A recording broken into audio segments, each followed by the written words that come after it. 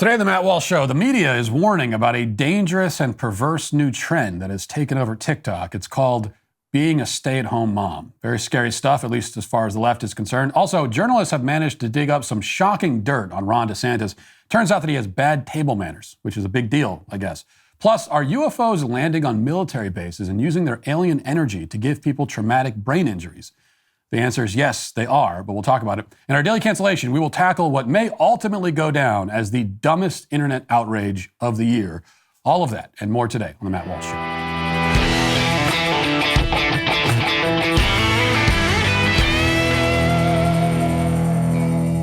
You know, companies aren't just selling products anymore, they're selling you. Tech companies enrich themselves by selling your personal data. They grab your web history, their email metadata, video searches to create a detailed profile on you and then sell that off to the highest bidder. When you go online without a VPN, internet service providers can see every single website you visit. They can legally sell this information without your consent, of course, to ad companies and tech giants who will then use it to target you. That's why to keep my data private when I go online, I use ExpressVPN. ExpressVPN reroutes my connection through an encrypted server, which makes it more difficult for third parties to find me. Sounds complicated, but really, on your end, it's really simple. You just tap one button and you're good to go. If, like me, you believe that your data is your business, secure yourself with the #1 rated VPN on the market. Visit expressvpn.com/Walsh and get 3 extra months for free. That's expressvpn.com/Walsh. expressvpn.com/Walsh to learn more.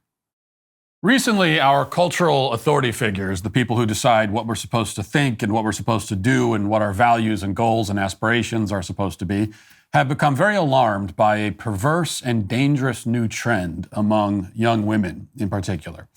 Of course, I'm not talking about the trend where young women have their breasts removed and then start injecting themselves with testosterone so that their hair falls out and they grow beards and they become infertile. The gatekeepers are not concerned about that trend at all. If anything, they're worried that the trend isn't even more popular than it already is. No, instead, they're deeply worried about women who choose the so-called trad wife lifestyle. Over the past couple of years, a growing number of women have started posting TikTok videos describing and documenting their day-to-day existence as trad wives, quote unquote. What is a trad wife? Well, she is a woman who stays home to take care of the house, takes care of the children while her husband goes to work. She does most of the cooking and the cleaning. She handles the lion's share of the domestic labor while relying on her husband to be the provider and breadwinner. In other words, she is just a normal woman doing what many millions of other normal women have done before her. Which is why my only objection really to the trad wife trend is that we're calling it a trend and we're giving it a cutesy name and a hashtag. That's my only problem with it. My wife would fit the description of a quote-unquote trad wife, but not because she's taking part in a TikTok trend. We've been living this way for 10 years. And I wouldn't really call it a lifestyle either, but rather a system that works for us, just as it has worked for the majority of families all over the world since the dawn of human civilization. Even before the industrial age and the advent of the modern 9-to-5 job, before that, the phrase or the term stay-at-home mom didn't exist. Still, even then, most families featured a man who would go out, whether to the fields to farm or the forest to hunt or later to the office to earn a paycheck, and a woman who stays in the home to care for the children. This is a very standard arrangement. The women on TikTok aren't inventing a trend, but rather they're partaking in a way of life that is ancient and enduring and battle-tested. But that's not how the left sees it. As an article on FoxNews.com reports, quote, donning elaborate dresses, fastening an apron around their waist, and popping in their finest pearl earrings, or at least some iteration of pearls, for another round of household chores or cooking, more and more young women are following in the footsteps of the quintessential mid-century housewife, thanks to the latest TikTok trend. But while some women are eager to shirk all the hustle and bustle of today's corporate world and channel Barbara Billingsley as June Cleaver, others are none too happy with the trend. Quote, the new trend for submissive women has a dark heart and history, reads one headline from The Guardian. An article from Hypebae slapped the videos as disturbing, writing that they, quote, typically feature a cis-straight white woman longing for the 50s, an era where some women could opt out of participating in the corporate working world and be stay-at-home mothers instead. And a third from Grazia magazine accused the trend of, quote, romanticizing an era where sexism and racism ruled. We can also add a recent CNN article which calls trad wives, otherwise known as housewives or stay-at-home moms, a, quote, fringe subculture. Meanwhile, a piece by Insider says that many of these women are promoting white supremacist views. This was the argument made this week in a video by a left-wing media organization called Novara Media. A woman named Ash Sarkar argues that trad wives are really just agents of a far-right political agenda. Here she is.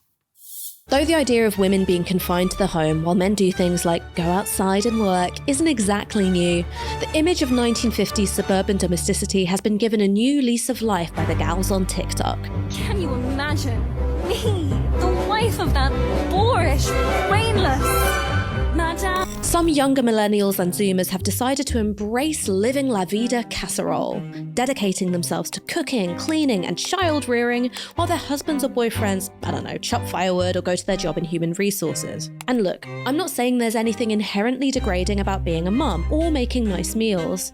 I like cooking elaborate dinners. For that matter, my boyfriend does too. But the tradwife trend isn't just a way to talk about the experience of being a woman and doing domestic labor. It's saying that being a woman or expressing your femininity most fully means doing all the domestic labor. Men and women are meant to have rigidly distinct roles in the home, in their relationships, and crucially, in economic activity. So this isn't just about personal choice or individual preferences, it's advancing a right-wing political ideology and dressing it up as a lifestyle. So why is this important? 3 things. These women are often really young, in their 20s, and they're preaching the values of submitting to a husband to an audience of other young women. The tradwife trend doesn't exist in isolation. It's linked to deeply regressive political and social movements such as Christian and white nationalism and anti-feminism. Feminism is an ideology which cannot be defended by feminists. It's part of a wider shift of young people being dissatisfied with neoliberalism and wanting social change. Well, she's right about that last point. Not any of the rest of it, but the last point anyway. But before we flesh that out, let's consider a few other points. First, you see how stigmatization is perhaps the left's most common and useful tool. Always has been. I mean, even as they claim that they want people to be free to live their lives without judgment, the truth is that they have a very rigid idea about what sorts of lifestyles should be embraced. And the standard is very simple, actually. It's not complicated. We should celebrate any and all lifestyles that would not be traditionally considered normal. Okay? That's the one rule. So live how you want, just don't be normal. That's why they use a term like fringe subculture to describe a housewife in an apron who would, but they would never put such a label on a man in a wig and a skirt standing up to pee in the women's restroom. He's not part of a fringe subculture. Instead, a 25-year-old woman with 2 kids and a husband baking a casserole, she's the fringe weirdo, the degenerate pervert. Now, if that same woman was doing all the same things, but happened to actually be a man, then she, or he in this case, would be revered as a bold and powerful woman daring to live her life as she wishes. The problem with the actual real woman living this way is that she, again, is normal. And while they shame normalcy as perverse and they treat perversion as normal, they somehow have succeeded in convincing many conservatives to not respond in kind, as we should. So they will openly call stay-at-home moms a fringe subculture while insisting that we must never use such language to describe lifestyles that are actually degenerate. And again, many conservatives willingly play along with this. They willingly play by this rule. The left accuses the tradwife of engaging in a political act. But the truth is that, what they're really angry about is they're angry that she isn't engaging in a political act. She's simply living in a way that is healthy and traditional, and she's prioritizing her family.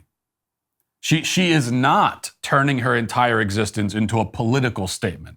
She is focused on things deeper and more meaningful than that. And that is what infuriates them. Remember that these are people who've structured their whole lives around opposing traditional values. They're not even pursuing happiness or fulfillment or meaning.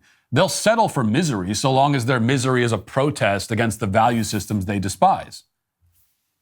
Except that ultimately their misery only confirms and supports that very same value system. And that's where the woman in the video had it right, I think. People are deeply dissatisfied with the life that leftism has given them. These so-called trad wives, they grew up in a society that told them that men and women are the same, that we ought to have exactly identical roles in society, that it's demeaning, it's oppressive to prioritize raising children and caring for your family, that fulfillment is found in serving your boss rather than your spouse, that a strong and independent woman is one who depends on her employer rather than her husband. They were raised in a culture that takes all of these ideas for granted. They were socialized and conditioned to accept them as gospel truth. And many of them did for a time. And then discovered that it was all a lie. You know, the most basic problem with leftism is that it is just hollow at its core. It doesn't have an answer, or at least not a satisfying answer, to the question of why we're here on this earth and what we're supposed to be doing with our time. This ambiguity, this lack of answers, is presented to us as freedom. But it's the freedom of being lost in the woods, the freedom of having no idea where to go or why. And that's not freedom, that's abandonment. And this is what has happened to multiple generations of Americans. They've been brought down a path with promises of happiness and fulfillment around the corner, and then they were just left there, abandoned. This is the source of much of the the epidemic of despair, what we now call depression in our society. It stems from this, not from mental illness, but from this. That you have millions of Americans that were led down a path. They said, well, come this way, don't go that way. Okay, that's the way that all of your ancestors went. That's the way that people for thousands of years went. Don't go that way, come this way instead. And all these people listened, and they said, okay, I'll go that way. And then one day they looked around and they said, well, where are we exactly? What's the point of this? Where were you taking us? We're just lost here now. We're stuck. So the people who are returning to traditional lives, who are making the radical decision to focus on their families and their marriages and so on, these are people simply deciding to live with some sense of direction, to live with meaning. Okay? That's what they're doing. They're not making some white supremacist radical political statement. They are reclaiming meaning in their lives. And they are certainly happier for it. Now let's get to our 5 headlines.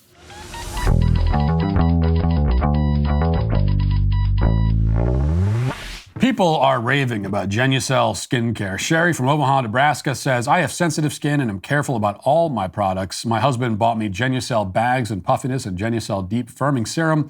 I felt it working immediately. My eyes look amazing. My face feels smooth and wrinkle-free. Well, it's not just Sherry. Genucel sold over 1 million products, a box of which I have right here in front of me.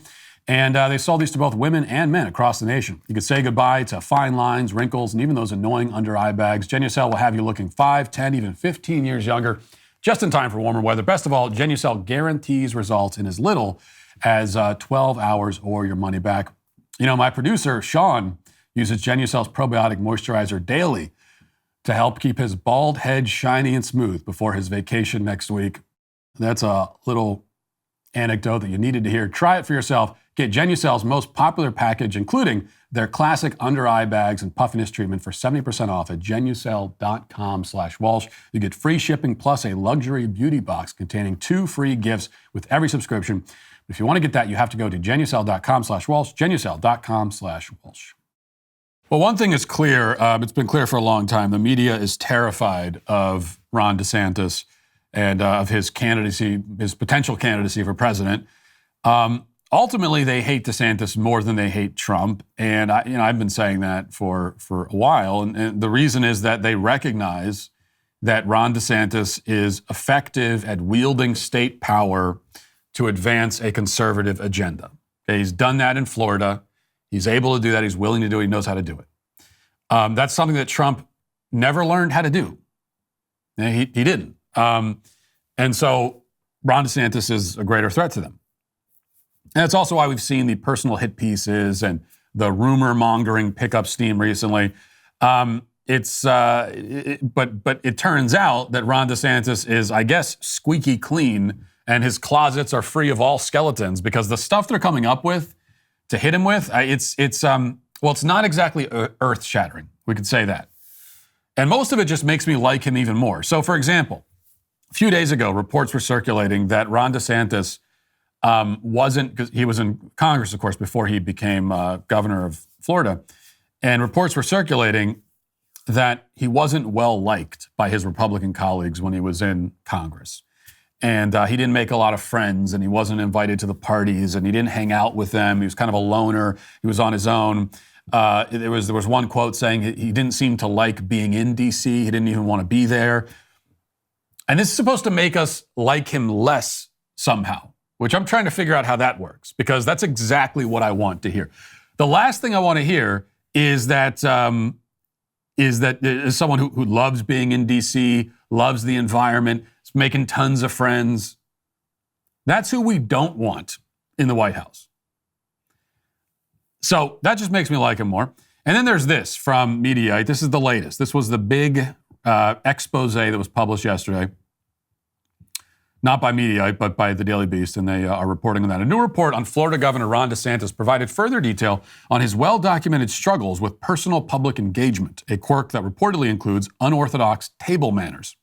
A new Daily Beast report on DeSantis, which comes amid ongoing speculation about his 2024 ambitions, tackled concerns about his aloof persona, aversion to public interactions, and the distance he keeps from voters and reporters alike. The reporting on the governor's personality and social graces delved into unflattering stories that the Beast uncovered about him from over the years, namely his propensity to devour food during meetings. From the article, quote, "He would sit in meetings and eat in front of people," a former DeSantis staffer told the Daily Beast, "always like a starving animal who's never eaten before, getting everywhere." I assume they mean getting food everywhere, not literally getting everywhere. If that was happening, then I would agree that it's a problem. Enshrined in DeSantis lore is an episode from 4 years ago. During a private plane trip from Tallahassee to Washington, D.C. in March of 2019, DeSantis enjoyed a chocolate pudding dessert by eating it with 3 of his fingers, according to 2 sources familiar with the incident. The representative for DeSantis' political team did not return a request for comment on it. I can't imagine why not. They have reporters beating down their door asking for comment on a report that he ate pudding with his fingers. I'm surprised this is the kind of thing we need. We need an official public statement. We need a press conference. We need all of that. So they actually talked to 2 sources, multiple sources, to confirm that 4 years ago, Ron DeSantis ate pudding with his fingers. And this is what they come up with. And this is we can assume, right? We can assume that if they had better stuff than this, they'd be telling us. They've been digging through his personal life. They've been talking to anyone who will talk to them. They've been interviewing sources. Okay, they're looking for juicy material about this guy. And the best they can do is that he has bad table manners. And that he's not a people person. Doesn't make a lot of friends. Now, as far as eating pudding with your fingers, most of the time, I would agree that's uncouth. But also, what else are you supposed to do if you don't have a spoon? And that's some of the detail. If you're going to have this whole report about how he eats pudding, then I think we need more details about why was he eating the pudding with a finger. What was there a spoon or some other utensil available on the flight? And if there wasn't, then what else are you supposed to do? I ask you this, okay? You're in a situation where you have pudding, maybe someone hands you chocolate pudding. You ask for a spoon and they tell you we don't have a spoon. And you say, well, you at least have a fork. I could maybe make that work. They say we don't have a fork. What are you going to do in that situation? Are you going to not eat the pudding? Are you going to say to yourself, well, I have this delicious pudding here, I'm just not going to eat it? Give me a break. Let's be serious about this. And in a situation like that, you do what you have to do. You know what this tells me? This tells me that Ron DeSantis is a man who's not afraid to get his hands dirty. not afraid to do what needs to be done in the moment to get the job done. And that's what I like about him, is that he gets the job done, you work with what you have, and you make it happen. And that's what he did with this pudding. And so I see it as really a microcosm of what makes him an effective governor in the first place, I would argue. All the rest of it, I don't care. Look, this whole thing, they've been doing this for years, where they want the litmus test for a politician, a president to be, would you want to sit down and have a beer with this person? Would you want to be their friend? I don't give a crap about that. I don't need to feel like, now, it just so happens that I think I could sit down and have a beer with Ron DeSantis and enjoy a conversation with him, but who cares? That I don't need to feel like, well, what are we, a bunch of children? Okay, don't answer that, because many voters, that is how we act. Or a bunch of children. We need to feel like someone running for president can be our friend. Would he be my friend? Who cares? So he doesn't make friends. He's not a personable person. Why does that matter? I don't need that. I don't need you to be friendly. I don't need you to make friends. I don't need you to be a fun guy to hang out with, because I'm not hanging out with you. I need you to know how to govern, and I need you to understand how to wield power effectively and in the right way for the right ends. That's what I need. And you know what? It turns out that many of the people who fall into that category are, effective leaders. They know how to wield power, all those kinds of things. Like oftentimes, they're not the most fun to hang out with. It's a certain personality type. A certain sort of person is good in that role. And often it's not the kind of person that you would want to sit down and have a beer with. Sometimes the two line up, but it doesn't matter if they do. So what do we learn from this? All we learn is just make sure Ron DeSantis has a spoon on hand. That's all. I'm pretty sure there are many spoons in the White House. So if you're worried about this, if you're worried about having a man in the White House who eats pudding with his fingers, just remember that they have spoons in the White House. I'm pretty sure they probably have a lot of them. So this should not be an offense that's repeated. Well, it comes to the current occupants of the White House. If you want to know how stupid they are, here's a good example. Last week, the House and Senate both unanimously passed a bill to declassify all the intelligence around the origins of COVID. And this was a unanimous House and Senate. There was 0 no votes. I think there were a couple people that were voted absent or not present, but nobody voted against it. Unanimous vote.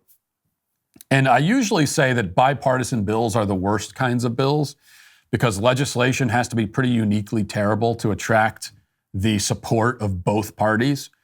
But there are exceptions to every rule, and so this is one. Obviously, they should declassify whatever information they have.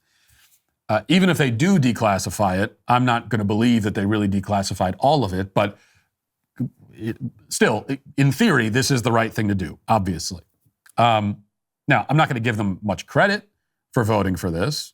They all have re-elections, or most of them have re-elections that they have to worry about. They don't want to be on the record as being in the minority opposed to transparency when it comes to the origins of COVID. So they really had no choice but to vote in favor of it. And they all did. Legislation goes to Biden's desk. A week later, he still has not signed it or even decided what he's going to do with it. And Karen Jean-Pierre was asked about this at the White House yesterday. Let's hear what she said. I wondered if you do have an answer now as to whether or not the president will sign the COVID origins intelligence bill that was unanimously passed. So we are, thank you for the question. I know I was asked about it, I believe, on the plane on Monday, as you just mentioned. So we're looking at it.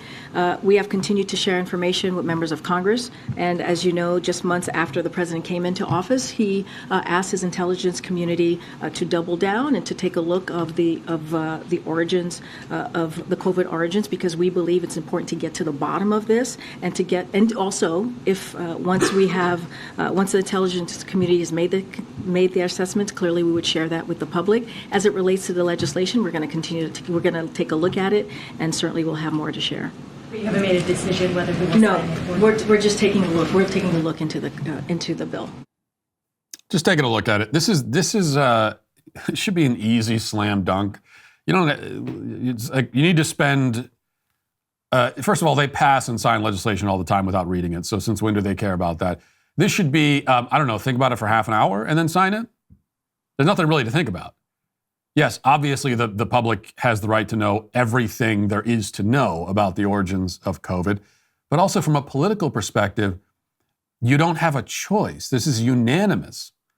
It takes 2/3 of a vote. It's a 2/3 vote to override a presidential veto. So even if he did make the politically suicidal decision to veto it, it's going to happen anyway. So you might as well just take the win, even if Biden would prefer not to declassify because he doesn't want to upset China. You have no choice. So you might as well say, well, yes, absolutely. Of course we're going to sign this right away. This administration cares deeply about transparency. That's going to be the result anyway. So you, from a political perspective, you take ownership of it and pretend that it's what you wanted to do. But these people are so stupid, they don't even understand that. I don't know why I'm giving political advice to the Biden administration, not that they'll listen to it anyway. All right. We'll go here. In Kentucky, Representative Jerry Miller is a former Republican, now Democrat, and he testified against a bill that would ban gender transitions for minors. And here's the story that he told to explain his position. As a grandfather of 2 girls, I was thrilled to learn my daughter was pregnant with a boy. I thought of all the things we would do together, like playing ball. That's just not been my reality. As a toddler, he wasn't interested in balls. She has focused on dolls, not balls. He started dressing a girl like a girl, mainly princess dresses, at age 3 at home. His mother tried to dissuade him from doing so. At age 4, my intuitive wife asked the dress-wearing child if he didn't like being a boy. His response was, quote, "Inside, I feel like a girl," close quote. My wife accepted that Jonah was different well before I did. I thought it was because he had an older sister that he was competing with. I hoped he would grow out of it, but that has not happened. I still screw up the pronoun thing, but regardless of anything, I'm going to love my grandchild and fight for what I think is best for Jonah. For that reason, I urge you to vote against that. Kentucky Constitution says that we should seek, Section 1 says we are able to seek and pursue safety and happiness. And I ask you, where's Kentucky's compelling government interest in not letting a parent protect their own children's safety and happiness? What a pathetic excuse for a man. I mean, it's no wonder he supports castration. This is a castrated man himself. Whether literally, I don't know, but certainly metaphorically. Just a completely ballless, pathetic nothing of a man sitting there saying, I'm going to love my grandchild. No, you don't love him, actually. You do not love him. You might tell yourself that you do, but you don't. There are things that you love a lot more than your grandchild, going along with the culture, taking a politically popular position. You know, those things you value a lot more than you do your grandson. Because if you loved your grandson, you would fight for him and for his well-being. And you would do everything you can to protect him from the abuse that he is being subjected to right now. And we hear it's always the same story. It is always, how many times have we heard these stories? It's always the same story. Okay, we've a million times we hear the story about the child, the very young child who, quote unquote, comes out as trans or reveals their true identity, supposedly. And we never hear, like, you never hear anything that kind of blows your mind and makes you go, oh, well, wow, you know, maybe that boy really, maybe it really is a girl stuck in a boy's body. Well, I've never heard of anything like that. You never hear any detail. I don't know what that detail would even sound like. I mean, really, there's nothing you could say that would make me accept the proposition that a boy is really a girl, because that's a logical contradiction. Doesn't make any sense. There's no way to accept it. But my point is that the story that they tell, it's always just, oh, it was a boy and he liked to wear dresses when he was 2 years old. And that's what persuades you that we need to radically alter the very course of life. That's what persuades you that that everything you thought you knew about reality itself is wrong, because that's what he's actually telling us. What he's telling us is that it turns out that this boy, who's a boy in every way, is really a girl somehow. Can't explain that. They never explain that. They never try to explain that. But in order to accept that, you would have to first abandon everything you thought you knew about reality, about biology, about everything out the window. And what caused you to radically and fundamentally alter your very perception of reality? That a 2-year-old boy put a dress on because he was allowed to by his parents? That a 2-year-old boy thought that a sparkly thing was pretty? That's what caused you to say, well, maybe everything I think about the world is wrong, it turns out. But I don't believe that he's that stupid. And maybe people are, maybe I have severely overestimated the intelligence of most people. But when I hear stories like that, I think there's no way the guy is that stupid. He cannot be that stupid. No, he's going along. He knows better, but he's going along with it, which makes it even worse. All right. This video is making the rounds. It's actually from several years ago, and it's from an episode of The Price is Right. And as a certain contestant appeared on this show a few years ago, and you may recognize him. Let's watch. You get to spin the wheel. Yeah, you get to spin the wheel, but guess what? You get a second chance in this game first. No way. Oh my God! Oh my God, I'm still in it! So you know two prices already, which is a great thing. $3.99 and $5.99. Which one do you want to keep? I'm going to keep the $5.99. Keep $5.99. Something else up here is $5.99. You can tell me what it is. You get everything. I'm going to say the soup. Soup. $5.99. It's pretty fancy. It is... Yes! You got it! Dylan's a winner! Dylan's a winner! Dylan, nice job, man. Look at that.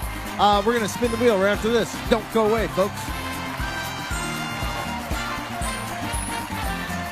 My God. Imagine being the father. Imagine being a dad and you're told that, your son's going to be on Price is Right. And you sit down and you have a beer and you sit down to watch him on Price is Right, and this is what you see. Imagine seeing your son. I don't know how you go. I don't know how you move on after that. Well, but of course, Dylan. All right, turn it off, please. Turn it. Of course, if Dylan Mulvaney's father thought that this was the worst embarrassment he was ever going to suffer, he was in for a rude awakening as time going on. Now, the point here, though, is that was a couple things. First of all, this guy's been starved for attention, for a long time. Has been begging for attention. That's what all this is about, anyway. But also, you note how his performance as a woman, as a quote unquote woman, is identical to his performance as a flamboyant homosexual on Price is Right. And this is a performance as well. Because no human being actually acts like that in real life. So this is a performance. It's an affect that he's putting on. But it's exactly the same. Because that's all that a woman is to the left. That's the left's vision of womanhood. That's all a woman is. A woman is a flamboyant gay man in a dress. So you've got flamboyant gay man, and then you take that same flamboyant gay man, change nothing about him, put a dress on him. That's a woman. That is truly how they see it. Okay, we're moving on quickly because there's several other things we need to talk about, including, we're going to get right to this because this is the most important. And if I don't mention it now, we might not have time for it. We'll start with the New York Post. Pentagon officials said in a draft document last week that aliens could be visiting our solar system and releasing smaller probes missions that are conducted. Hold on a second. Releasing smaller probes like missions conducted by NASA when studying other planets. A draft research report authored by Sean Kirkpatrick, the director of the Pentagon's All-Domain Anomaly Resolution Office, and Abraham Loeb, chairman of the Harvard University's Astronomy Department, was released on March 7th and focuses on the physical constraints of unidentified aerial phenomena. The report read, quote, "An artificial interstellar object could potentially be a parent craft that releases many small probes during its close passage to Earth, an operational construct not too dissimilar from NASA missions. These dandelion seeds could be separated from the parent craft by the tidal gravitational force of the sun or by a maneuvering capability." The AARO was published in July 2022 and is responsible for tracking objects in the sky, underwater, and in space, or possibly an object that has the ability to move from one domain to the next. Congress tasked NASA to find 90% of all objects near Earth that are larger than 140 meters in 2005, which resulted in Pan-STARRS telescopes, according to the report. On October 19th, 2017, the Pan-STARRS detected an unusual interstellar object that was later named, I never know how to pronounce this, or any other word, Oumuamua, we'll just call it O, or Scout in Hawaiian. Okay, we'll call it Scout. The object was cigar-shaped, appeared flat, and was propelled away from the sun without showing a cometary tail, leading scientists to believe it was artificial. So this was, yes, and then there are images you can see of this, but it's just a long, flat, it looks like a cigar. It looks like a long, flat object that we know is interstellar. And there are some scientists who think that it might be, they don't know exactly, but it might be artificial. It might be some kind of alien technology. It could be a piece of something that broke off. Who knows? But this is what scientists are now speculating about, that maybe, and this would explain some of what we see in the skies, some of what military pilots have seen, the Navy pilots, where you've got these small, which seem to be vehicles that are moving around in odd ways, and they don't seem to be propelled by there's no propulsion device that we can see that's noticeable to us. And so maybe these are probes that are being sent from a larger craft, sent down to check out Earth, and then they go back to the parent craft and go on their way. It's a possible theory, but you have scientists who are speculating about this. Meanwhile, Tucker Carlson was recently on a podcast and had a really interesting conversation about UFOs. The whole conversation's 10 minutes long, and I debated playing the entire thing on this show, but I thought that might be pressing it a little bit. So instead we have, still kind of long, about 2.5 minutes, but it's an interesting story with a little bit of a firsthand account here from Tucker Carlson. Go ahead and listen. The Pentagon was required by the last defense authorization bill to produce some of their files on UFOs. And it turns out they have known about this since the end of the Second World War, which ended in 1945. Been a huge increase during that war, during the war as well. Huge increase in UFO sightings, in UFO crashes, et cetera, et cetera. And it turns out the federal government has been tracking this for 80 years and lying about it. So why? Well, that's a great question, and I can't answer it. I have theories, but I don't know. But here's what I learned. The first question is this real? Or am I just being a crazy person who's spending too much time on the internet? Well, this summer, we got a call. We didn't reach out. This person called us. Lexi, who's standing right there, who's a genius, one of our producers, gets his call from this guy who's a tenured Stanford medical school professor. And he wants to come on the show. Now, this guy has a couple patents, and so he's rich. And he's got tenure at one of the most prestigious schools in the world. So, he's not a flake. He comes on, and he's 11 years ago, the U.S. government reached out to me because I'm an expert on head injuries, on brain injuries, traumatic brain injuries, as a physician. And they had all these court cases from families of U.S. servicemen, over 100, who'd been killed by UFOs. And the Department of Defense was refusing to give them death benefits or medical benefits. And I'm like, and he's like, so they're in the courts. And I was like, there are over 100 servicemen killed by UFOs? What? He's like, yeah. And there are court cases about it. I'm like, why isn't this on the front page of the New York Times? I don't know. But he goes, I'm involved in it. I'm one of the researchers. I'm the expert witness in these cases. Holy shit. What does that mean? And he's like, for example, UFOs appear to be attracted for whatever reason to nuclear energy. So at nuclear missile bases in the upper Midwest, for example, nuclear-powered aircraft carriers, nuclear-powered submarines are all getting buzzed by these objects, including underwater. And in a number of cases, these things have landed on military bases, including famously in Germany, in West Germany in the 70s. And servicemen have approached them. Like, what is this thing? There's this like giant glowing thing on the base. And they approach and they get traumatic brain injury. Like they are rendered. Like, they get brain damage or they're killed. And he studied their brains. And they have, this is all totally real. This is the Department of Defense, dude. And they've all had this damage from some kind of powerful energy that we cannot identify. There it is. I mean, like I said, the whole conversation is interesting. It's about 10 minutes long. And he goes into talking about how, most of the people that have looked at this have think that many of these objects actually are coming not from the sky, but coming out of the ocean. And that has also been observed. Sounds crazy, but there's actually video of that has also been captured by pilots and other kinds of videos where you can see things. There's video where you've got objects that come out of the ocean and then go fly up into the sky. Also video of objects going into the ocean at high rates of speed and not exploding on contact. So, look, what are you going to do with this? There is a lot of evidence here, and I know we joke about it a little bit, but that's the truth. There's a lot of evidence.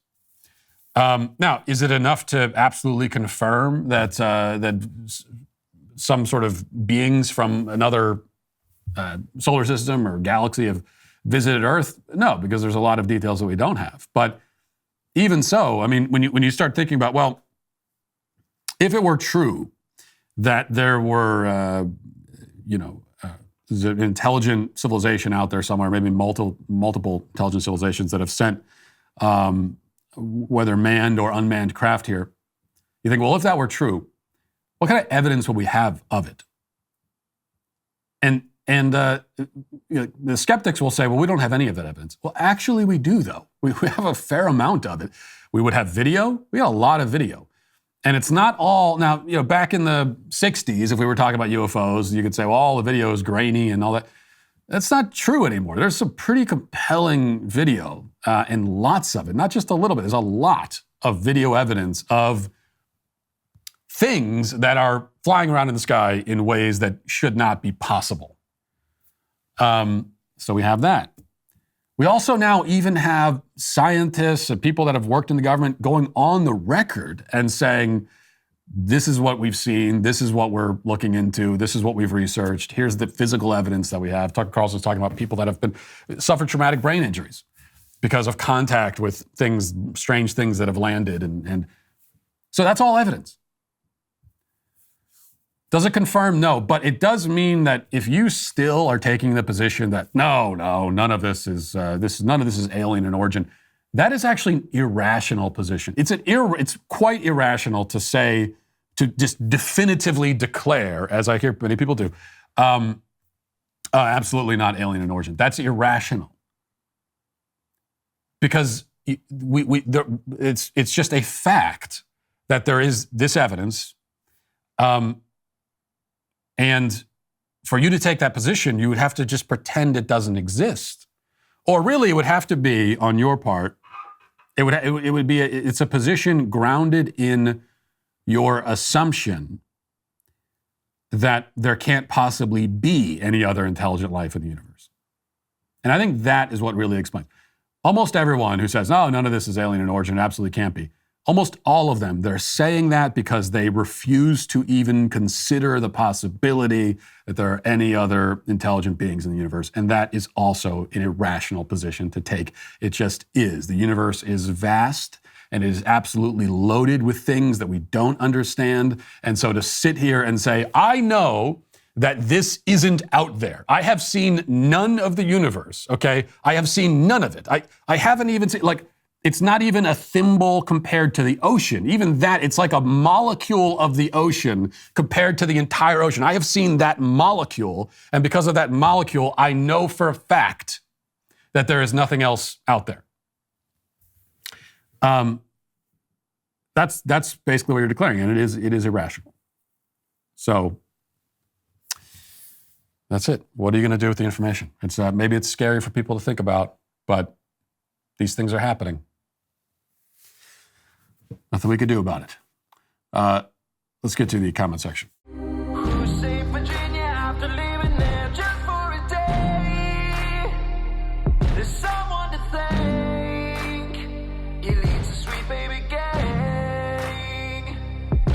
Tax season is here, unfortunately. My accountant swears that the best thing I did in 2022 was switch to Pure Talk. Instead of paying a fortune to Verizon, AT&T, or T-Mobile, you can cut your bill in half with Pure Talk. Pure Talk offers unlimited talk, text, and plenty of data starting at just $30 a month, and they can save the average family over $900 a year.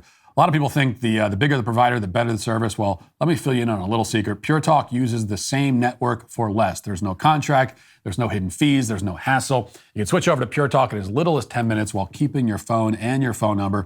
Their US-based customer service team makes the switch really easy for you as well. Pure Talk is so sure that you're going to love their service. They're backing it up with a 100% money-back guarantee. Your first month is guaranteed risk-free. But you have to go to puretalk.com. Enter promo code Walsh to save 50% off your first month. That's puretalk.com, promo code Walsh. Pure Talk is simply smarter wireless. All right, happy St. Patrick's Day, by the way, very important holiday for rampant cultural appropriation. But it's the kind of cultural appropriation you're allowed to do because you're appropriating from Irish people who are white, so it's okay. Or those are the rules, remember. You can celebrate Irish culture by getting drunk and wearing a shamrock and drinking green beer and eating Lucky Charms. And you can put a pin on that says, "Kiss me, I'm Irish." And all of that is fine.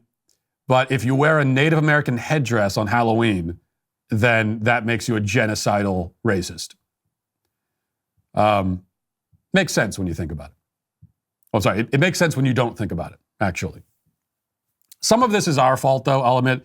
I mean, ours and people of Irish ancestry, because the squeaky wheel gets the oil, as they say, and we don't complain about the St. Patrick's Day stuff because we're not petty and ridiculous, and also we have a sense of humor, so it is funny. We can laugh about it. And speaking of having a sense of humor, and speaking of Ireland, I finally watched a couple nights ago. I watched the movie. Maybe it's a good movie to watch on St. Patrick's Day if you're looking for a St. Patrick's Day movie. There's the film Banshees of Inisherin, which I think I think it won a couple of Academy Awards. Who cares? But it was nominated for some stuff. And I have to say, based on the description of this film, I wasn't very excited about watching it. But a couple of people whose opinions I value recommended it, and so I decided to watch it.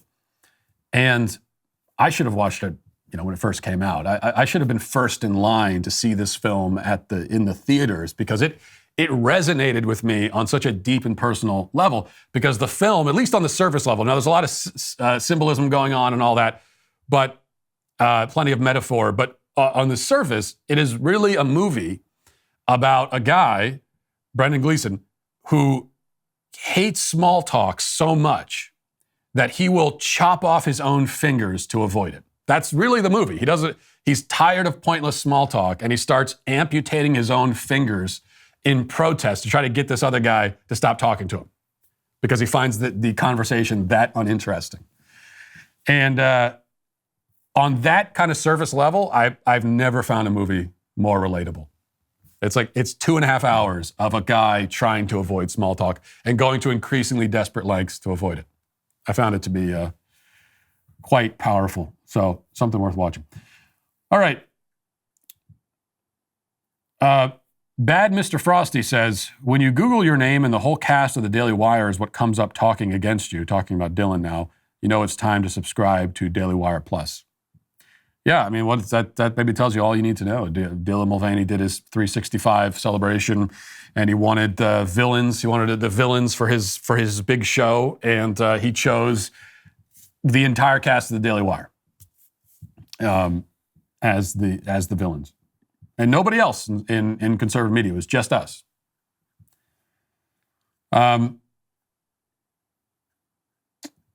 Denise says, the best thing we could do is not repeat this individual's name ever and not share its image across the media's vast ocean.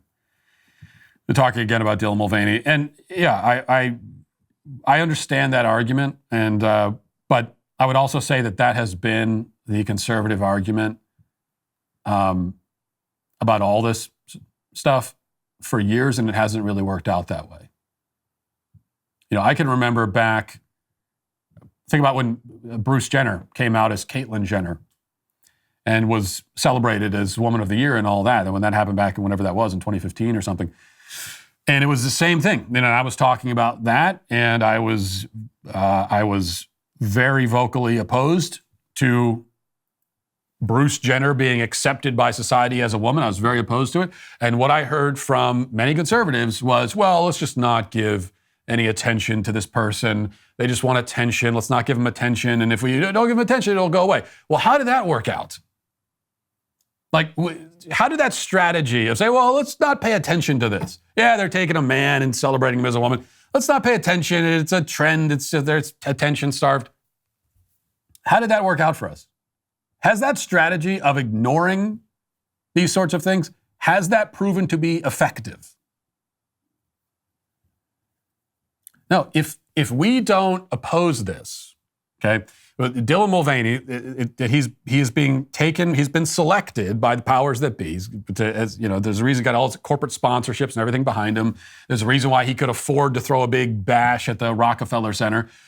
He's got money behind him from all these corporate sponsorships and everything else. So they have taken, the cultural elites, the cultural powers that be, have taken this guy and said he's going to be our new mascot.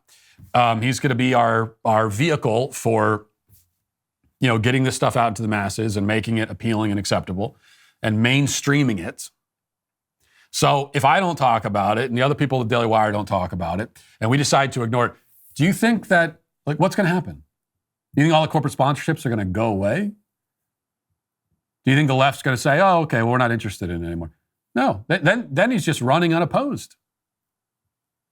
No, then they will continue their campaign of normalizing this stuff, and it will be a campaign that runs unopposed. The campaign is happening regardless. Okay, it's like think of an actual political campaign. Somebody's running for office. Are you going to stop him from being elected to that office by making sure that no one runs against him? It's the same sort of thing. Mary Smith says, Matt, the issue is that women get paid approximately 30% less than men doing the exact same job. I worked as a scientist in big pharma and no one ever discusses salary, but after I left and compared salaries with former colleagues, it was really infuriating to realize this was true. And by the way, I worked harder, was smarter than my male counterparts, but I was not able to schmooze on golf courses, shoot the shit over beers at their clubs, or talk sports over lunch. Male bonding goes a long way to determine compensation in corporate America. Well, Mary, first of all, I'll tell you that you're not the first person who feels as though they're being undercompensated at work, or that they're more talented or better qualified than colleagues who are making more money. This is a complaint of I don't know, maybe approximately 99% of all people in the workplace, men and women alike. But it doesn't necessarily reflect the reality. Okay, so you think that you were better qualified, you worked harder, you were more skilled than the people that were making more than you. And in order to explain that to yourself, explain this disparity, you came up with this story about sexism and how you weren't able to go to the golf course and all the rest of it. Maybe that story is true, but there's no reason to assume that it is. Because it is, again, it's a story that you've told yourself to explain why you made less money. So rather than looking at anecdotes, let's look at the actual statistics. And the actual statistics are this. This is what the data says. The 30%, the women make 70 cents on the dollar, whatever. I think now it's up to 82 cents, they say. So women make 82 cents on the dollar for every dollar that a man earns. That statistic comes from, as we've been talking about, just a one-to-one comparison, grouping all women and all men together and comparing their salaries without taking into account anything else. When you don't control for any other factors, that's what you come up with. And so it is a meaningless statistic. Now, when you actually do factor in industry, job type, hours worked, experience level, overtime, all that kind of stuff. When you factor all of that in, here's what you come up with. And I'm getting this from the website payscale.com, and they've compiled all the information about this. And here's what they say. The controlled gender pay gap is 99 cents for every $1 a man makes. That's the pay gap. 1 penny between, when we control for all these factors, 1 penny between the woman and the man. Which is to say the gender pay gap doesn't exist, because 1 penny is a rounding error. That is margin of error. Statistically, it doesn't exist. And this, by the way, this is from a source that is not a right-wing source. Like, they are reporting this, but then also claiming that there is still a gender pay gap. Because it goes on in the same report to say, although 99 cents may seem very close to $1, small differences in earnings on the dollar can compound over the course of a lifetime. The gender pay gap should be 0. It is not 0. So they're still trying to pretend. They are biased in favor of trying to create a gender pay gap, or pretend that there is one. And that's why they're pretending that 1 penny still constitutes a problem, when it doesn't, because again, statistically, it's margin of error. And it's also, it's not possible that you would control for all these factors and then make this comparison and they would be exactly the same. That doesn't happen in real life. So it's effectively the same, and that's what the data tells us. In addition to me, the Daily Wire has a couple other hosts you may have heard of. One of them is named Ben Shapiro. You might know something about him. Well, this Ben guy, who it turns out is actually pretty smart and interesting, just premiered the 2nd season of his show, The Search. And his first guest is actor, comedian, and eccentric British man, Russell Brand. Here's a teaser of their episode. Check it out. Ben, I can smell weed right now. Right now. Are we going to just sit here? Ben! There's a difference between innocent and good. Oh. Let me think about that for a couple of months. Give me the Talmud, because if it's not in there, I want to know what the hell's going on. Can you smell it? I'm not going to be the one who says that weed is kosher. I'm 20 years clean. I didn't think this is how I was going to fall off the wagon. I've been with Bill Maher. Exactly. I thought it was you and Rogan. I've been with Rogan. Mark Shapiro that takes me down. For God's sake.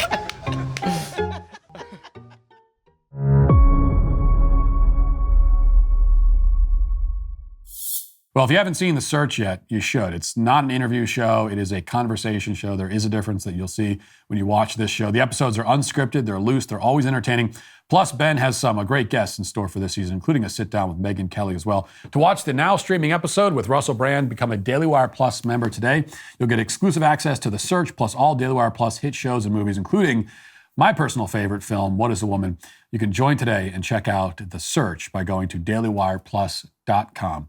Now let's get to our daily cancellation. Well, it's still pretty early, but we already have a candidate for the dumbest internet controversy of the year. And it all began, as it usually does, with a tweet.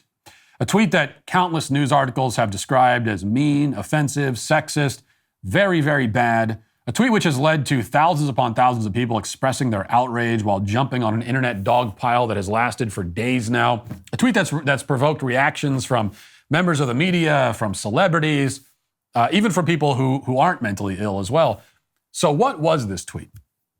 What was this outrageous, unthinkable, calamitous tweet, which will live eternally in infamy? This tweet that will have monuments built to it so that generations can come and mourn together and remember the tweet and lament the tweet. Well, here is the tweet. Get ready for it. It was posted by journalist Lachlan Markay a couple of days ago, and here's what it said. Quote, "The tragedy of the White Stripes is how great they would have been with a half-decent drummer. Yeah, I've heard all the, but it's a carefully crafted sound, man, takes. I'm sorry, Meg White was terrible, and no band is better for having percussion." That's it. That's the whole thing. Lachlan posted an opinion about an early 2000s rock band, which he said didn't have a good drummer. He didn't like the drummer. He said the drummer of a band that broke up over a decade ago was terrible, and that is what caused mass outrage. This is what prompted not one think piece, but many. Just the first page of Google News results has 10 articles about this opinion from major media outlets, all condemning it as wrong, offensive, of course, misogynistic. Other musicians like Questlove from The Roots have joined in to voice their disapproval. Questlove responded, quote, "I try to leave troll views alone, but this right here is out of line AF. Actually, what is wrong with music is people choking the life out of music like an Instagram filter, trying to reach a high of music perfection that doesn't even serve the song or music." Out of line, he says. It is out of line to dislike the drummer from the White Stripes. You are not allowed to dislike her. You have to like her drumming. It is entirely out of bounds to have any other opinion about her drumming skills. This is also apparently the opinion of Jack White, of course, the former lead singer of White Stripes, who responded to the controversy with a lengthy poem that he wrote as a tribute to Meg White. Yes, that's correct. They are memorializing her as if the tweet literally killed her. They're writing poems in tribute to her because someone criticized her drumming on Twitter. So this is what Jack White posted on Instagram. He posted, quote, "To be born in another time, any era but our own, would have been fine. 100 years from now, 1,000 years from now, some other distant, different time, one without demons, cowards, and vampires out for blood, one with the positive inspiration to foster what is good, an empty field where no tall red poppies are cut down, where we could lay all day, every day on the warm and subtle ground and know just what to say and what to play to conjure our own sounds and be one with the others all around us and even still the ones who came before and help ourselves to all their love and pass it on again once more, to have bliss upon bliss upon bliss, to be without fear, negativity, or pain, and to get up every morning and be happy to do it all again." Just to remind you, that is a poem written in response to one random guy who said Meg White wasn't a good drummer. He is the demon, coward, and vampire out for blood in this poem. He is the source of fear, negativity, and pain. And if you think that is just a tad melodramatic, wait until you hear Lachlan's inevitable apology tweet, which we knew was going to happen. Actually, it's more like an apology essay. Now, before we read it, if it were me, and yes, I'm a contrarian a-hole. I know that. But if I had voiced a music opinion that prompted Jack White to write a tearful poem, I would think that the whole thing was absolutely great. It'd be the greatest thing ever, and incredibly funny, of course. I'd probably respond by randomly insulting other musicians just to see if I could get more of them to write retaliatory poems. I'd start thinking even bigger, actually. Maybe if I bullied enough rock stars, eventually they'd all band together and record a kind of We Are the World type charity single to stand up against my hate. That's what I would do. That's my dream.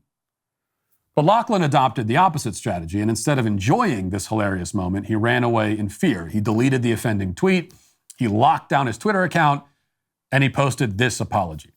Quote, "By now, you've probably seen an ill-advised and since deleted tweet that I sent out yesterday about the White Stripes and Meg White. It was an over-the-top take on the White Stripes and White as a drummer, and it was, let's face it, just truly awful in every way. Petty, obnoxious, just plain wrong. I don't know if Meg White herself saw that tweet. I hope not, because I imagine it wouldn't feel great to see a stranger dumping on you like that. So to Meg White, I am sorry. Really. And to women in music, in the music business generally, who I think are disproportionately subject to this sort of, I am sorry to have fed that as well. I'm really going to try to be more thoughtful in the future, both on here and off. I've been thinking to myself as all this, again, completely justified hate comes in over the last 24 hours, why did I actually write that? It's not what I really think, and I like to think I'm not the it made me out to be, or at least I try not to be. I think the answer in part is that the sort of vicious sniping is something that we as online folks tend to reward with eyes and clicks. And I think I got caught up in that implicit incentive structure with a needlessly inflammatory, downright mean, and most importantly, false take. Well, that is also embarrassing that I felt secondhand shame just from reading it out loud. I mean, we have seen some truly pathetic, groveling public apologies in the past, many of them. But this one manages to sink to new depths of self-degradation. He is pretending now that his tweet about a band that existed 20 years ago was some kind of trolling, intentionally inflammatory hot take. You know, as if he wrote that tweet about Meg White as a drummer, thinking that it would attract reactions from millions of people. But of course, that's not the case. It was just an innocuous opinion that was not intended to be the subject of a week-long national discourse. Meg White is a millionaire and a former rock star. She's not a victim. She's not a victim because some dude on Twitter doesn't like her drumming. All musicians encounter criticism. They have to be able to deal with it. They are not damsels in distress. Actually, the person being bullied here is Lachlan. He's the one being targeted and harassed by thousands of rabid hyenas who are enraged for reasons that they can't even explain. But Lachlan doesn't have the balls to make this point in his own defense, which means that all of my sympathy for him, of course, evaporates. Most pathetic of all, Lachlan is now confessing that the opinion he held up till 3 days ago about Meg White's drumming is now wrong. He's been convinced that his opinion was wrong. How was he convinced? Well, because lots of people were upset about the opinion. But how does that work exactly? You didn't like her as a drummer. You said you didn't like her as a drummer. A bunch of people cried about it. And now you do like her as a drummer? Their hurt feelings convinced you that your analysis of her artistic talents was incorrect? How does that work? And of course, just to make matters more ridiculous, the opinion that Lachlan articulated about Meg White used to be widely shared by nearly everyone. Because in fact, Meg White isn't a great drummer. It was never controversial to say that until everyone arbitrarily decided that it is controversial. In fact, many of the media outlets that are now valiantly defending Meg White used to publish reviews ripping her to shreds. For example, Pitchfork condemned Lachlan's tweet as a bad take. But back in 2003, here's what they wrote in a review for the White Stripes album Elephant. This is what they wrote, quoting now, quote, "The naivete of Meg's playing deflates any big rock aspirations. Meg's pancake-handed drumming drips solvent over the whole experiment." Now, just to clarify here, pancake-handed drumming is not meant as a compliment. In fact, it's a pretty clever insult. And this is the kind of fun and vivid imagery we used to get from music and film critics before it was decided that the last thing a critic should ever do is engage in, actual criticism. But this is not a surprise, really. I mean, there are many, many widely held beliefs and opinions from 20 years ago that are now treated as utterly shocking. Opinions about Meg White's drumming chops are the least of it. But this is how the game is played now. Opinions, no matter how innocuous or valid or both, are treated like war crimes. At least some opinions, right? Because the rules are meant to be arbitrary. There's always this element of Simon Says to it. After all, it's not as though we live in an era of niceness where everyone is expected to be nice to each other and polite and gentle with their wording. There's still plenty of viciousness to go around. We live in a culture that is, in many ways, far nastier, far more negative, far uglier, far more cruel than it was 20 years ago, back when music critics delighted in finding creative ways to insult rock stars. It's just that the cruelty could only be sent in certain directions at people who are not accepted members of assigned victim groups. And if anyone commits the ultimate sin of wrongthink, then there's essentially nothing you can say or do to him that would be considered overboard. But Meg White, though a millionaire musician, can claim membership in a recognized victim group as a woman, which means that any criticism of her is a human rights violation. These are the rules now, and they are insane. Which is why the cancel mob coming after Lachlan is canceled. But since he bowed and apologized to the mob, Lachlan himself is also, I must say, today canceled. That'll do it for this portion of the show. As we move over to the members block, hope to see you there. If not, talk to you on Monday. Godspeed.